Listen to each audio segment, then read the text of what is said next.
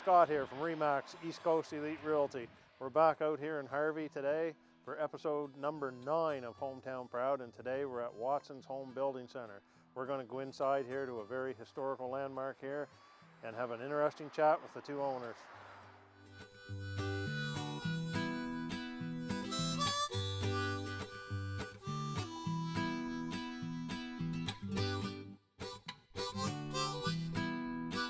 So we're inside the Watson's Home Building Center here, and we're going to turn the camera over to these two fine gentlemen to my left here and let them introduce themselves for us.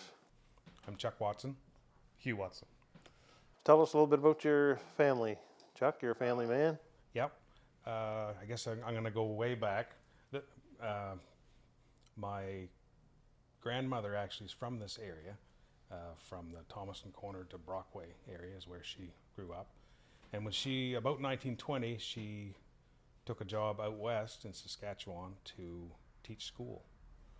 And while she was out there, she met a man named Charles Watson, my grandfather.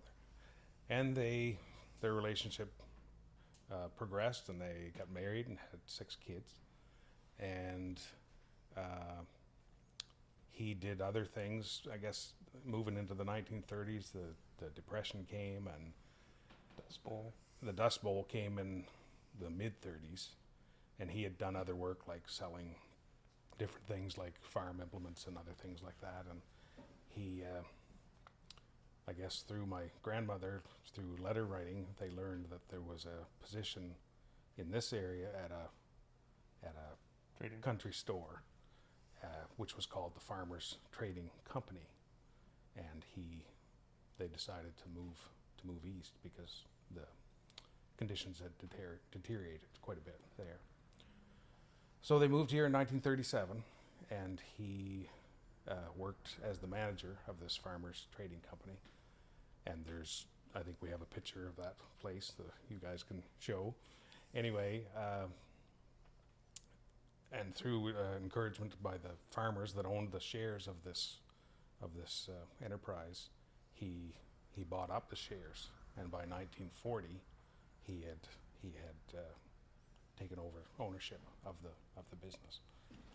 So it became C.A. Watson then, and they had a good business.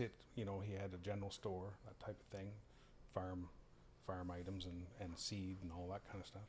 And he did well, but in 1943 the building burnt to the ground, and he had to start all over again. With help from the community. With a lot of help from the community. And actually, somewhere here I have a list of all the people that gave monies to get him back on track and get him back into a building. So the building was rebuilt in 1943, and this is the building that we're still in today. And about 1955, my father and my uncle, they took over the business, and they raised their families. They each had 6 children each, and lived in the store.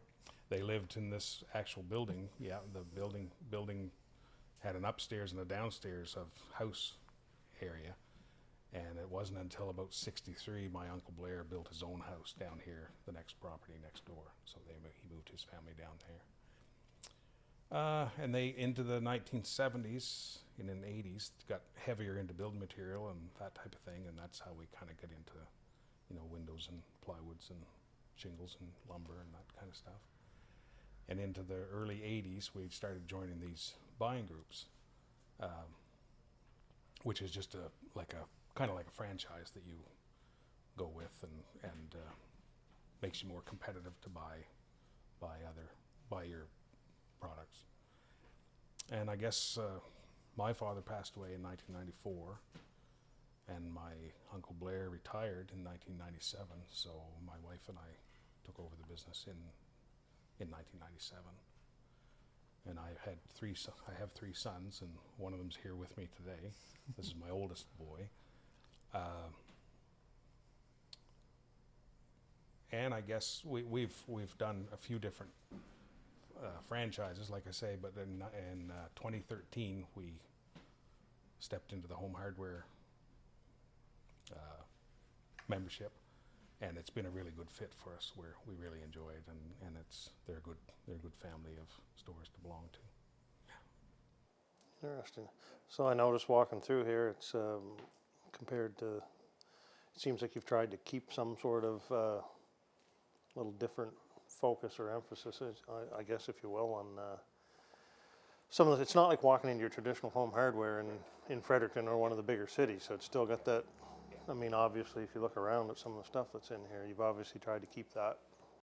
Yeah, yeah. Some of that's because we're limited by our old building, so you can't grow as much as you want to. But we've kept up. We've built lots of pieces on, and and we try to keep things neat and tidy. And yeah. So how big of an area do you typically service? I mean, where would you find yourself going? Well, we go probably to Charlotte County, and we don't go much past the scales to to Fredericton area, but we could. But I guess that's pretty well it. Academic and local area. Yeah. Out Brockway and Yeah. Macadam a little bit. Lots to Macadam. They're good customers in Macadam. So. Exactly. So how long have you been wearing the t-shirt around here? I've been kind of he gave us the long version, and I kind of came in somewhere a little later. I was going to say somewhere's in between that 1940s and 80s section there. You come into existence somewhere's there. I started working with Dad in the summers somewhere in 2003 or so, and worked through middle school and high school, summers and after school, helping out where I could and when I could. And my next younger brother was coming of an age, and I was moving to university and moved to the city for a little while. So I stepped away in 2010-ish, and through a few different ventures, and ended up being a mechanic for a while, and went back and finished my university degree. And at the time when I finished my degree, I just had a son and decided I wanted to be closer to home and working closer to home. And Dad had a opening to help him out and needed some help scheduling some things and working that way. So I came back in 2022. I'll agree. Did he have to fill out an application? No, I think I encouraged him to come back. I think it was. I hope it was mutually beneficial. Yeah. It worked out for me. I got to spend the most of my wife's mat leave going home and spending lunch times with her and the new baby. So it's things like that you don't get any other way.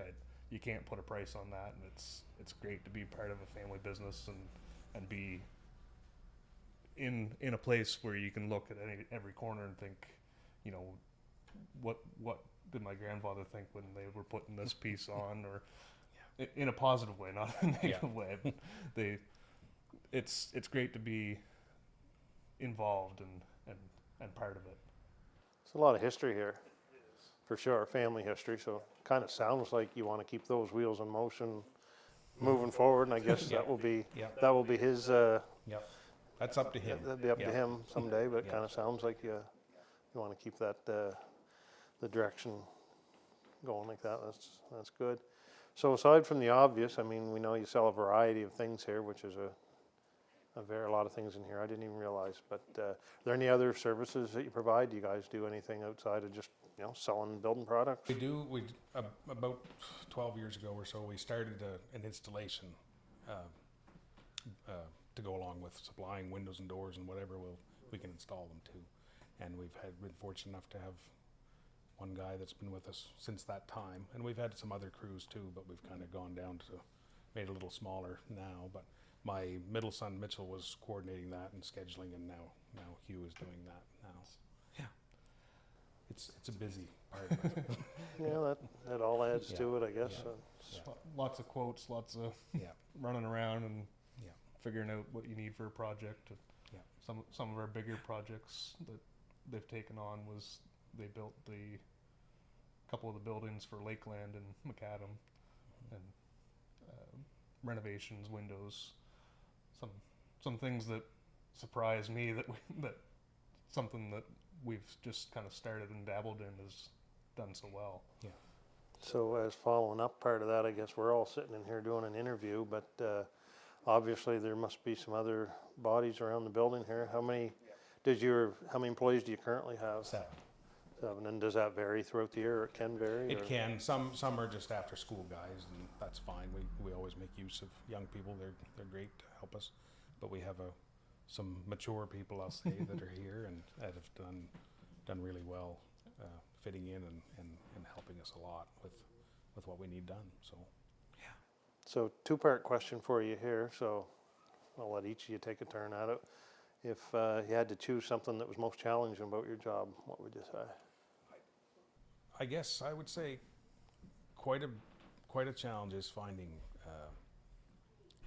local people that wanna work in this type of environment. Like it's busy and it's hard work and it's and that's not to say that people aren't willing, but sometimes it's just not that attractive.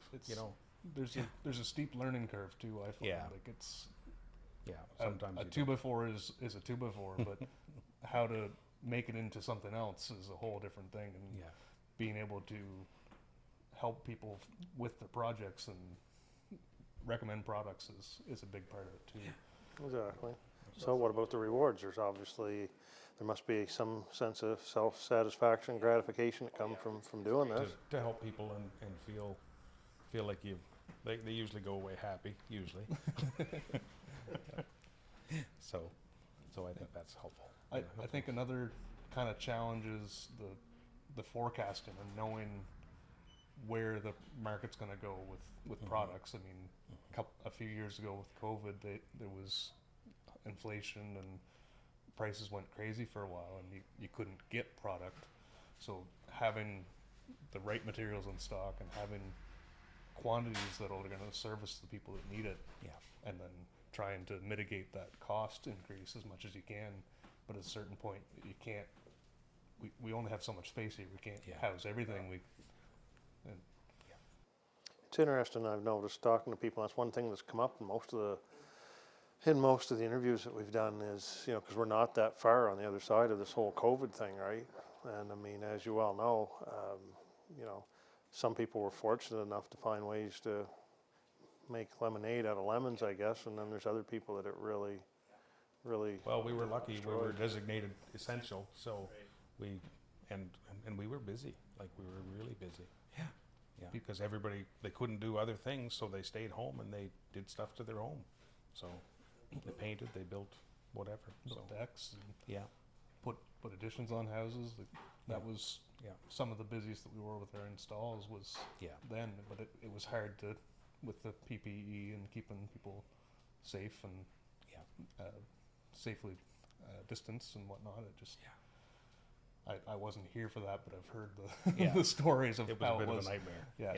Things were they were pretty rosy from my view because I came in after, or when it was starting to wind down a little. Exactly. What do you see for the future of your business? What would you like to see? Any predictions? Oh, I think we just, I think we all need to stick to the shop local thing. I think that's great for our community, and I was saying earlier, we've been here for 85 years, so I don't know, just to stay here if we can. No, your footprint's here, that's for sure. Yeah. But you're going to be the future. You're the one that's going to be on the landscape in the horizon. So There's still another brother. He may want to come back to it. He's doing other things, but that doesn't mean that he can't be part of it or what. There's always another story to tell. There's never one clear path to an end destination. Exactly.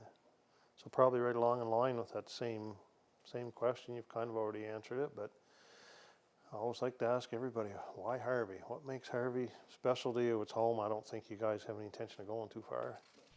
I guess I would say my answer is not hysterical, it's historical, but Where my grandfather came here and started a new life in 1937, I guess my family's always been very grateful for being part of this community, and especially when he had the hardship of the fire, and the community helped him. And my Uncle Blair and my father were always very visible in the community. They were part of the rec center. They were part of the community hospital. You know, any fundraising that needed to be done, they were always busy in that. They were in Masons. They were curling club. They did all that stuff, and they always had that attitude that they wanted to help. You know, if they could help, they would. So, and I want to continue that too. You know, I think we're all here because of the people around us, and we should give back to our community. I think as much as we can. You know. Absolutely. Yeah. What do you say? I second everything he just said, but I find knowing who you're talking to, when you're up in front of the cache and you know what that person's done the last 3 projects, you kind of you build a repertoire. You know who you're talking to. And then I spend quite a bit of time in the summer driving around doing estimates or quotes, and sometimes even doing deliveries. And you drive by so and so's house that, well, you help them figure out what they were going to do for that garage or that addition that they were putting on because they're having another kid, or you see those projects while you're driving down the road, and you get that kind of a glow feeling inside of yourself that you think, I remember when that went up, or I remember when I was delivering drywall, and I really didn't like going up those stairs because I had to turn 3 times. But it's all stories that you can tell your kids, which I've listened to a lot of stories from this guy here, and those stories stay with you, and it stays in the community, and you know the people around you, and they know you. Yeah. And it's just a nice feeling to be able to shake somebody's hand, and you can work a deal that way. You don't need to work really hard about, can I trust you? You already do, because everybody's here and they all know each other. Why do you think it's important to keep a small business like this, thriving in the community? Well, I guess we all need a place to go to get our hardware, and that if it's somebody that you're acquainted with or that you've known for a lot of your life, you're probably going to trust that person to steer you the right way and look after you. Service goes a long ways. Absolutely. Don't need to go to Fredericton. Well, you don't really need to make a long trip. If you can do it in 15 minutes instead of 50 or whatever. Well, everybody's had the experience of doing plumbing work, and it's never just that one piece that you thought you needed. It's that other 6 pieces. And something I've learned from Dad from the time that I've been working here is, when you're doing a project with somebody, maybe they don't know exactly what they're doing, or they haven't done that project before, lay it down on the ground one piece at a time. And how do you get from here to there in the least amount of steps? And maybe send them with a couple extra pieces. Maybe you're going to need this because that's not going to come apart. And that one saved trip goes a long ways. If you're going to town for a plumbing project and you come home with the one thing that is wrong, well, that's another trip becomes back. a longer project. And when stuff's leaking, it's a project that's got to be done now. That's something that I've always admired or saw when I was a kid growing up here. I saw how things, a puzzle can turn into somebody's project, and it's not always just a pain. It's how you get through it. You were being trained for the job before you even really knew it, right? I guess so. It was all part of that. So you had some good memories growing up around here as a kid then. I'll let you go first. You came first. Well, I think as a kid I grew up here, of course, but I don't think I started really being helpful until I was about 10. Big enough to carry stuff. Yeah, big enough to carry things. And there's lots of memories I have. I had 5 older sisters, and they were involved in the business also, and I had 4 cousins, male cousins and female cousins, 2 of them. And we were all, as families, we were all here, and we were busy in the store. Not all the time, but we were we helped when we could. But I've always been here since I was a 10-year-old boy, because I was the only boy, I guess, in my family. So did either of you, actually, you mentioned at the first of this interview that this actually was a home yeah, at one time too, so did either of you guys? I lived here my whole life. Did you really? Yeah. And it Until- wasn't until I got married, and then And I that built was a home. upstairs in Upstairs here? on actually on the other side of the property. My sister, one of my sisters, has a hairdressing shop in that property. so, Right. yeah. And that was part of the That old, was the store, or that was the the house. home. Yes. Yeah, Okay. there's still Still upstairs. parts of it are there. Yeah. But So you got to see a little bit of that too? yeah, Yep. I was there as a small boy. Yeah, I was here first 3 years. Yep. And then they built their house and brought me with them. I didn't have really a say in the matter, I guess, at 3. But Yeah. the house stayed the way it was for quite a number of years. So I remember as a kid getting dropped off after school or on a Saturday or whenever there was no babysitter around. I remember being here at the store as a kid and running around and getting into all kinds of mischief. Yep. And usually I got put into the old house and stay here so that I was safer. And Not out on the road. it's one of those things that you can picture it in your mind, and you can walk through that old building, even though it's not there anymore. You can still walk your way through it and remember it's there. And I know you have more memories of it because you were in it for longer. But Yeah, because it was our home then. So Charles, I know you don't lay your head too far away from here, and I'm assuming you didn't go too far away from the nest either. You're close by, living close by. yeah, I live right across the road from him. My commute is almost the same as if I had walked if I drove. He's in my mother and father's former house. So if there's an emergency here, it's a toss-up who can get here quickest. It's whoever answers the phone first. Whoever answers the phone first. Yeah. Well, in closing, if you had some words of advice to give to anybody that was thinking of moving to the Harvey area, obviously it sounds like you'd probably say come along. Oh, I think Harvey's a great community, and I for the reasons that we've already said. But I think it's a great place for people to come and grow a family and move into and shop at the local hardware store. Absolutely. Yeah. It's a great place for. And I mean, I have 2 young kids. One's 3, almost 4, and the other one's 6 months old. And it's great to have a lawn and a place to put them out, and then not put them out. That sounds wrong. But you have place for them to grow and share that experience with them. You have people in the community that knew you when you were that age, and they remind you stories of things that you've done, both good and bad, and you get to share that experience with your kids. I couldn't think of anywhere else to be. Well, that seems to be the general consensus amongst everybody I talk to. I think, everybody seems to say the same thing. There's a great sense of camaraderie around the community, and you guys are obviously a landmark and roots firmly planted here. I'd like to thank you both for taking time to sit down today, and I would encourage anybody that's in and around the village, if building supplies aren't your thing, come in and take a look. There's a lot of interesting stuff here you wouldn't expect. So thank you very much, Thank guys. you, Scott. Thanks, Scott. Thanks for doing these videos.